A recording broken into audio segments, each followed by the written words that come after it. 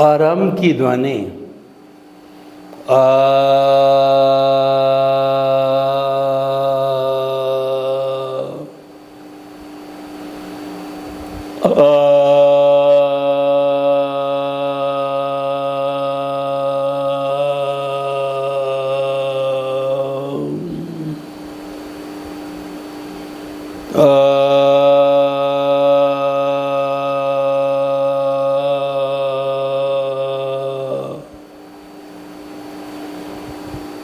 ओम की ध्वनि ओ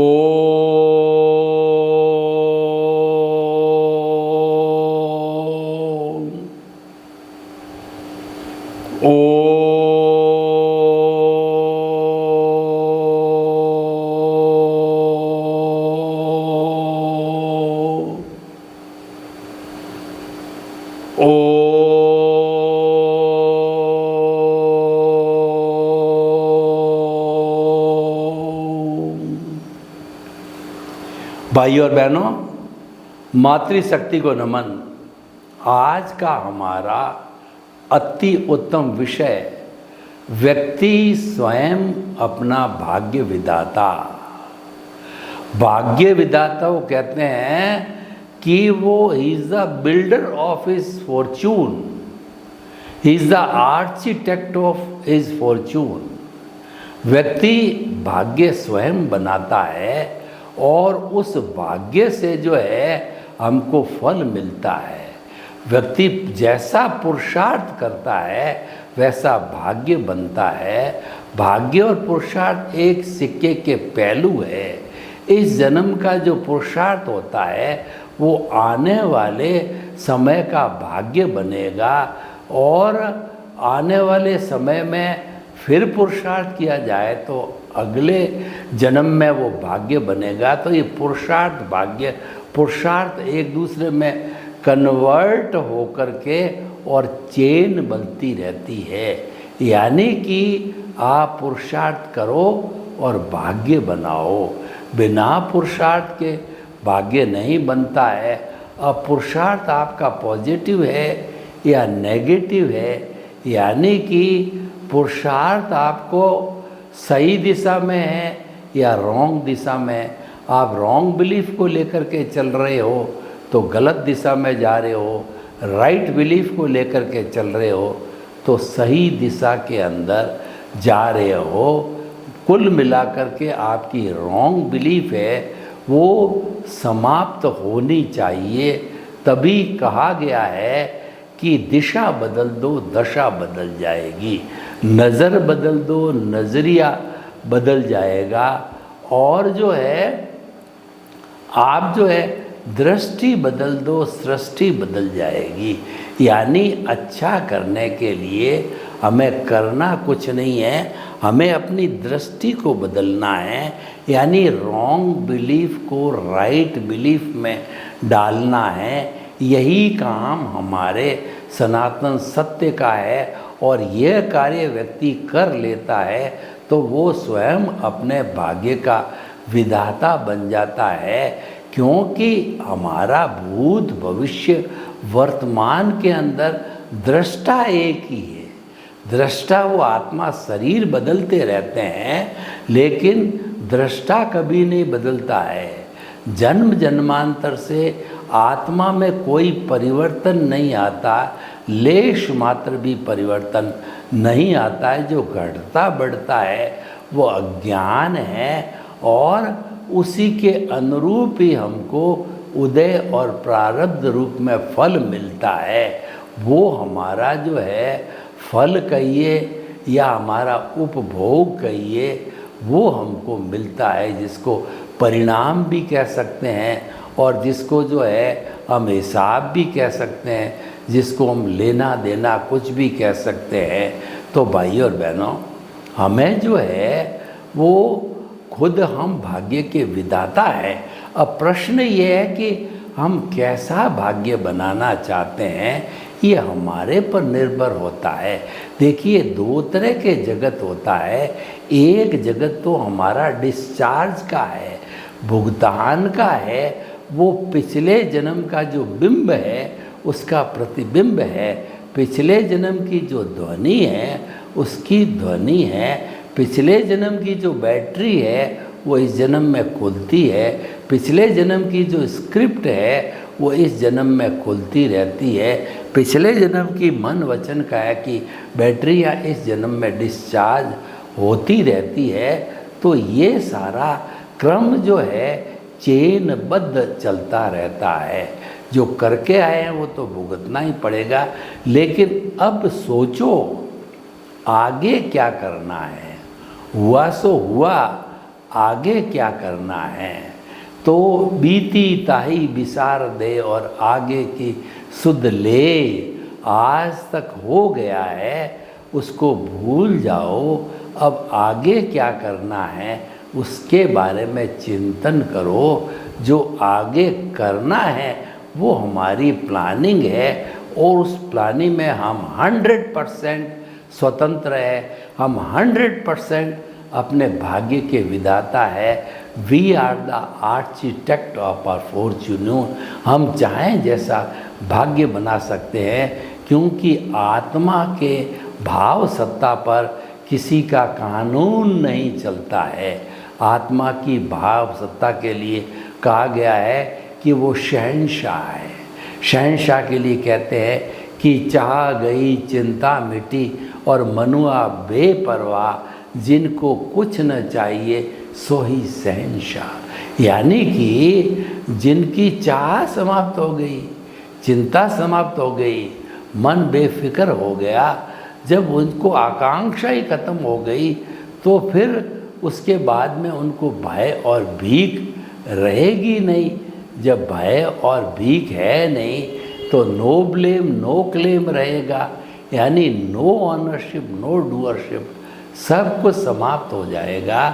तो हमारा जीवन एक दर्शक का जीवन बन जाएगा। हमारा जीवन जो है guest of the nature, sufferer of the nature, user of the nature के रूप में। और गीता की भाषा में बात करूं तो गीता परम सत्य क्या बताती है कि तुम क्यों चिंता करते हो, क्या लेके आए थे, क्या लेकर के जाओगे। यहाँ से लिया, यहीं दिया और यहीं छोड़कर जाना है।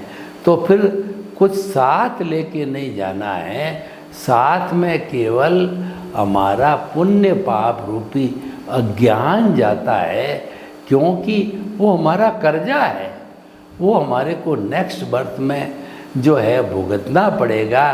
क्योंकि हमने आर्किटेक्ट के रूप में, भाग्य के निर्माता रूप में वो पूरे जीवन भर कौज डाल डाल डाल करके और उसको कर्म शरीर बनाया है, जो भाव पे कोट चढ़ाया है। देखिए भाव मुख्य चीज़ है। जिस व्यक्ति को भाव समझ में आ जाता है वह अपने जो है लाइफ का जो आर्किटेक्ट बन जाता है, क्योंकि लाइव पार्ट भाव है, चार्ज करने वाला भाव है, मूल्य भाव का होता है। हमारे मार्केट के अंदर से सोना है, अगर मान लीजिए कि 50 जो 1000 रुपया तोला है और वह 60,000 हो जावे तो भाव बढ़ गए, भाव बढ़ गए तो लाभ हो गया। यानी भाव बढ़ने से लाभ होता है। तो हमारे भाव कौन से? शुद्ध भाव। शुद्ध भाव का संबंध है हमारे प्रभु से, हमारे भीतर विराजमान शुद्ध आत्मा भगवान से। अगर 24 आवर्स आपके एक ही चिंतन रहता हूँ है कि मन वचन काया से मुक्त, ऐसा मैं शुद्ध आत्मा हूँ, मैं शुद्ध आत्मा हूँ। और ये मन वचन काया रूपी जो है ये कुदरती रचना है जो मैं पीछे से लेकर के आया हूँ, ये मेरा भुगतान है। तो मन वचन काया कुदरती रचना से मुक्त, ऐसा मैं शुद्ध आत्मा हूँ। यानी अपन को 24 आवर्स जन्म से मृत्यु, सुबह से शाम, ये एहसास रहना चाहिए कि मैं तो आत्मा हूँ, शुद्ध आत्मा हूँ। यानी कि मुक्ति में जाने वाली ही आत्मा है, उसके साथ में अज्ञान जुड़ने के कारण वह बद्ध हो गई है, बाकी उसका मूल स्वरूप तो देखिए एक सोने की लंगड़ी है 999 की, और वो किसी जो है कीचड़ में गिर जाती है तो कीचड़ उसके ऊपर लग जाता है तो वह गंदी हो जाती है, और उसके ऊपर आपने जो है पानी गिराया और कीचड़ साफ हो गया तो फिर वह पुनः अपने मूल स्वरूप में आ जाती है। तो ठीक उसी तरह से जो हमारी आत्मा है वह तो मूल स्वरूप वाली है, जो कीचड़ है वो अज्ञान है। उस अज्ञान की वजह से ये ग्रॉस बॉडी मिली है। इस ग्रॉस बॉडी को हम मन वचन काया कहते हैं, इसलिए मन वचन काया अज्ञान है। उसको हमने जो है वो अपने तैयार किया है, हमने उसको अर्न किया है। अर्न किया जो करे, जो जिसने कर्जा लिया है वही चुकाएगा। As you will sow will you reap, जैसी करनी वैसी भरनी। आप जैसा बोओगे वैसा काटोगे। तो आपने बो दिया है, now you are not free at all. When you injured any seed you are supposed to get the results of those seed, fruits of those things। तो इस तरीके से जो है हम स्वतंत्र है भाव डालने को कि हम मोक्ष के लायक और सहायक भाव डालें या देहाध्यास के, दोनों ही हाजिर है। हमारा जो है एप्लीकेशन कैसी होती है वो मुख्य बात होती है। देखिए आप परीक्षा 3 घंटे की हर विद्यार्थी बैठता है, लेकिन वो क्वेश्चन पेपर हल कैसे करता है, वो ठंडे दिमाग से अगर पढ़ा है सारी चीज़ को तो वो एप्लीकेशन सम्यक ज्ञान सम्यक दर्शन की करेगा। और जिसने पढ़ाई नहीं है तो वो तो सरलतम जो बचता है वो मिथ्या ज्ञान मिथ्या दर्शन और मोहनीय कर्म की एप्लीकेशन करेगा।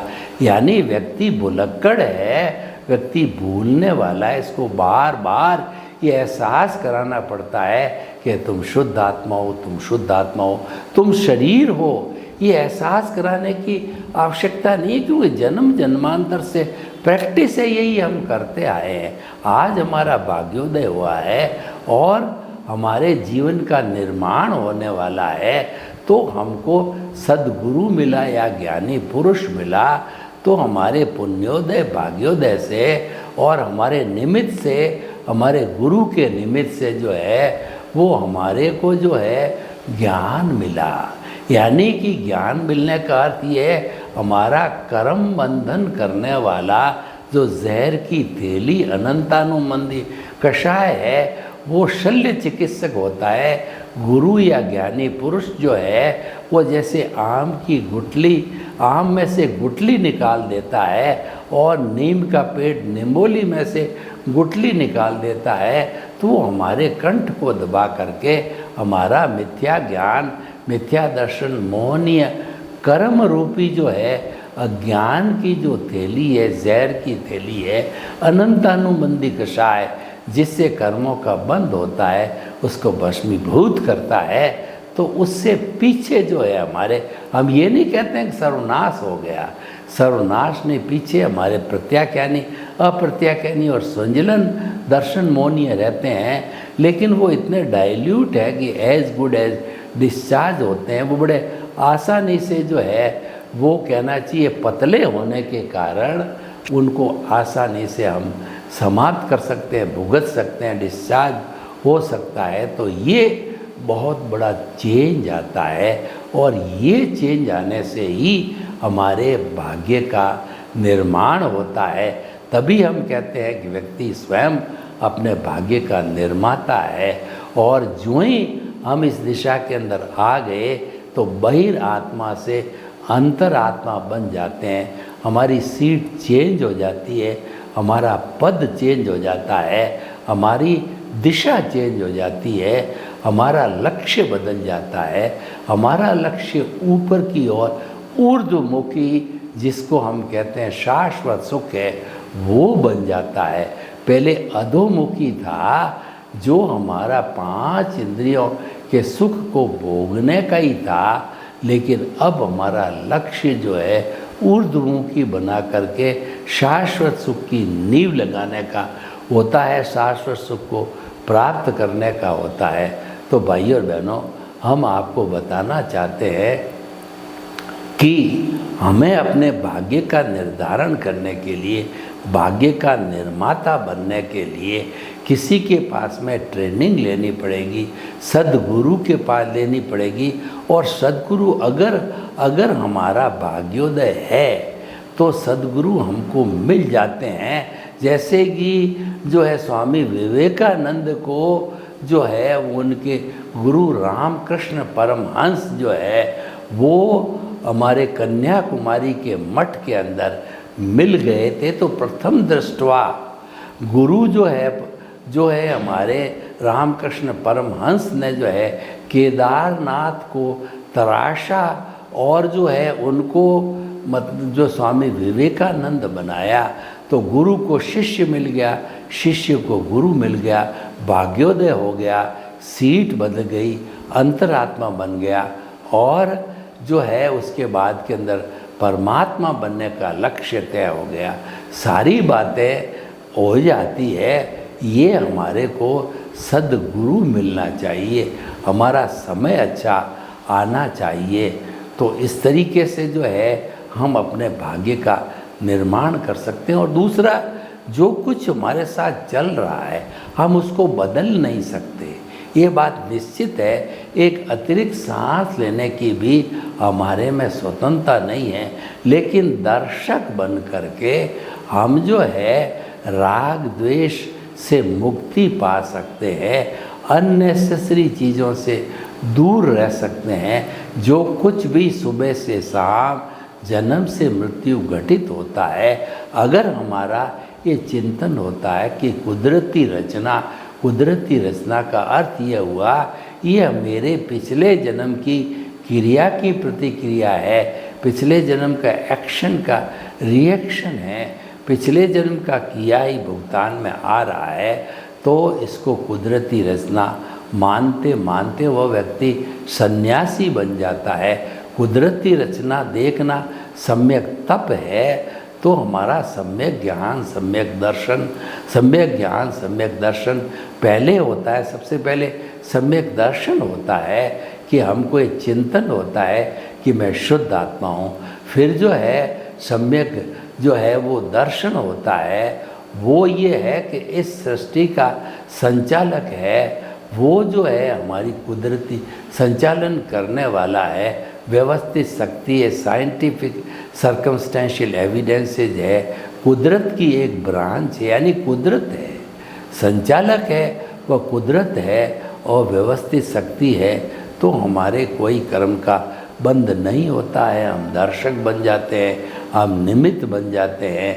और निमित्त के साथ साथ के अंदर जो है निमित्त, निर्दोष, अकर्ता और शुद्ध आत्मा, सब अच्छी क्वालिटी, सारे मूल्य, सभी दोस्त हमको सहज ही मिल जाते हैं। देखिए, अंतरात्मा बनने से हमारा भाग्योदय होता है, हमारे को अच्छा एनवायरनमेंट मिलता है कि जो है निमित्त, निर्दोष, अकर्ता और शुद्ध आत्मा मित्र मिलते हैं, जो कि परिधि को साफ करते रहते हैं, डिटर्जेंट पाउडर की तरह परिधि को समाप्त करते हैं। और प्रभु को जो केंद्र में रखा, प्रभु के प्रति आस्था की, साईं बाबा कहा करते हैं कि श्रद्धा और सबूरी। जब आपने प्रभु के अंदर श्रद्धा चालू कर दी तो आशीर्वाद स्वरूप जो है प्रभु, उसके गुण हैं, सम्यक ज्ञान सम्यक दर्शन की एप्लीकेशन करने के लिए आपको ऑथराइज करते हैं और आप करने लग जाते हो। तो उसकी एप्लीकेशन होने से जो आपके कॉज पढ़ेंगे वो मोक्ष के लायक और सहायक पढ़ेंगे। यानी no new cause no court, यानी संसार भ्रमण रुक गया। जब संसार भ्रमण रुक जाता, जब मुक्ति का मार्ग मिल जाता है। तो इस तरीके से भाई और बहनों, आज का जो हमारा विषय है कि जो है हम स्वयं अपने भाग्य के निर्दाता है, बहुत सही है। चाहे हम व्यवहार दृष्टि से देखें और भाग्य का निर्माता बनना है तो कुदरती रचना देखो, नए कर्म नहीं बंधेंगे, आदि व्याधि उपाधि नहीं होगी, और जो है वो आप जो है एक जो है बहुत अच्छा जीवन जिएंगे, आपके नए कर्मों का बंधन नहीं होगा। आप एक सन्यासी के रूप के अंदर रहोगे और जो है वो आपके सर्व दुखों से मुक्ति बन जाएगी और आपको मोक्ष के लायक और सहायक कर्म मिलेंगे। हर जन्म में मनुष्य जन्म मिलेगा, मुक्ति के कर्म मिलेंगे। हर जन्म में ज्ञानी पुरुष मिलेगा या सद्गुरु मिलेगा। ये सब जो है सारा इस हमारे जो कहना चाहिए ये जो है आर्ट ऑफ द विजन का खेल है, क्योंकि हमने हमारी दृष्टि को सही रखा। जो दृष्टि विज्ञान में विश्वास करता है और दृष्टि को सही रखता है, दृष्टि की अनुपालना करता है और कुदरत को समर्पित होता है और अज्ञान का नाश ही सच्चा नाश है और अज्ञान का त्याग ही सच्चा त्याग है, ये मान के चलता है। और वो टू एयर इज ह्यूमन, व्यक्ति गलती का पुतला है, वो गलती हो जाती है तो गलती होने के बाद के अंदर वह जो मालिक है यानी कि जो हमारी ये कुदरत है उससे जो है क्षमा याचना करता है, हे माँ कुदरत मुझे क्षमा करो, मैंने जो है वो आपके कानून को तोड़ा। तो हम ये शक्ति प्राप्त करें कि हे नेचर माँ मुझे शक्ति दो कि मैं कुदरत का कानून कभी नहीं तोड़ूं, मैं कुदरती रचना देखता रहूं। तो कुदरती रचना देखने वाला तो सन्यासी है, वो अपने भाग्य का विधाता है, वहाँ कोई गलत काम हो नहीं सकता, क्योंकि कुदरती रचना वही देखेगा जिसके केंद्र में आत्मा होती है। तो भाइयों और बहनों, आज का इतना सुंदर विषय है कि हम भाग्य के विधाता है और भाग्य के विधाता तो शुरू से रहे हैं, हम क्यों न बने। एक व्यक्ति अगर अच्छा इंसान बनना चाहता है, अपने भाग्य का विधाता बनना चाहता है, तो उसको सनातन सत्य जो है उसको अपनाना चाहिए और अध्यात्म विज्ञान के अंदर जो है वो एप्लीकेशन जो है उसको सही करते रहना चाहिए। तो भाई और बहनों, जो आज का हमारा विषय है कि हम किस तरीके से जो है वो अपने भाग्य के निर्माता बन सकते हैं, तो उसका जरिया है सनातन सत्य की प्राप्ति करने का। सनातन सत्य सिद्धांत के ऊपर आधारित और सिद्धांत कभी बदलता नहीं है। सिद्धांत भूत भविष्य वर्तमान में सदा एक सा रहता है और वह जो है ultimate reality of this universe कहा जाती। तो हम भाग्य के विधाता कैसे बने, उसके लिए जो हमारा जगत हमारी 5 इंद्रियों से दिखाई देता है, इस जगत को हम कुदरती रचना माने और कुदरत के कानून को नहीं तोड़ें, तो हमारे जो कॉज पड़ेंगे वह शाश्वत सुख के लायक पड़ेंगे और हमें दर्शक बन करके रहना है। तो दर्शक बन करके रहेंगे तो हमारे पे कोई लायबिलिटी रिस्पॉन्सिबिलिटी नहीं रहेगी, हम भक्ति मार्गी टाइप बन करके रहेंगे। यानी जीवन के अंदर जो है अपने ऊपर कोई रिस्पॉन्सिबिलिटी मत लो, ये रिस्पॉन्सिबिलिटी कुदरत अपने आप करती है और भीतर विराजमान प्रभु है, वह अपने सम्यक ज्ञान सम्यक दर्शन की एप्लीकेशन के माध्यम से बनता है। तो आप भाग्य विधाता बनना चाहते हो तो आप जो है हर वस्तु को अपने हर क्षण को जो है दर्शक ऑब्जर्वर बन करके रहो। और ऑब्जर्वर बना हुआ व्यक्ति किसी तरह के कष्ट के अंदर वो भागीदार नहीं होता है, वह तो शाश्वत सुख को प्राप्त करता है, शाश्वत सुख को उसको पट्टा मिलता है और वो निश्चित तौर से कुछ जन्मों में शाश्वत सुख को प्राप्त कर लेता है। क्योंकि ये जो दर्शक बने रहना ये सम्यक तप है, ये हमारी साधना है, ये हमारा रियल पुरुषार्थ है, यही हमारा करना है, करना कुछ नहीं है। इसको तो हमको समझना है, समझ का खुला होना ही दर्शन है। जब ये बात समझ में आ जाएगी कि मैं तो जो है, मेरा अस्तित्व तो शरीर नहीं है, मेरा अस्तित्व तो शुद्ध आत्मा है, तो निश्चित तौर पे हम डंके की चोट कह सकते हैं कि आपने भाग्य के विधाता हो। सर्वे भवन्तु सुखिनः सर्वे सन्तु निरामया। लोग के जीवों को सुख मिले, शांति मिले, आनंद मिले, प्रेम मिले, और हम सब अपने भाग्य को विधाता बन कर के अपने जीवन को अच्छा बनावें। आपके प्रति मंगल भावना। ओम शांति।